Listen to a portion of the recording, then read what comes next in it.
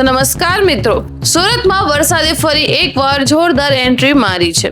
અનેક વિસ્તારોમાં રસ્તા પર પાણી ભરાઈ ગયા છે, ટ્રાફિક ધીમું પડી ગયું છે અને રોજિંદા જીવન પર અસર જોવા મળી રહી છે.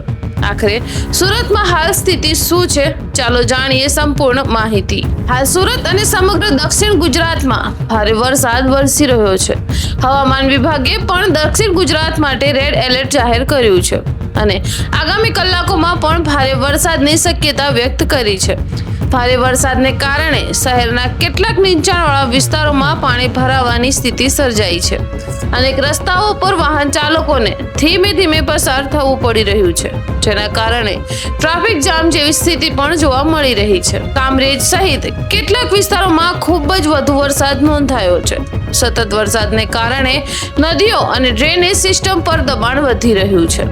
તંત્ર દ્વારા પરિસ્થિતિ પર સતત નજર રાખવામાં આવી રહી છે અને જરૂર પડે તે ટીમોને તૈનાત કરવામાં આવી છે. ભારે વરસાદની અસર માત્ર રસ્તાઓ સુધી મર્યાદિત નથી. કેટલાક વિસ્તારોમાં જાહેર પરિવહન અને રેલવે સેવાઓ પર પણ અસર જોવા મળી રહી છે. તેથી મુસાફરી કરતા પહેલા સંબંધિત વિભાગની માહિતી જરૂરથી ચકાસવી.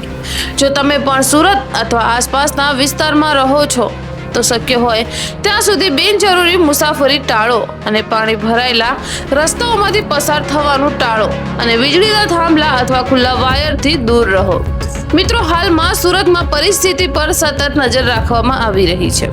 જો વરસાદનું પ્રમાણ વધશે અથવા તંત્ર તરફથી કોઈ નવી મહત્વની જાહેરાત કરવામાં આવશે તો તેની માહિતી પણ અમે સૌથી પહેલા તમને આપીશું. અને આવી જ સચોટ અને વિશ્વસનીય માહિતી માટે અમારી ચેનલને સબસ્ક્રાઇબ કરો, વિડીયોને લાઇક કરો અને વધુ લોકો સુધી શેર કરો.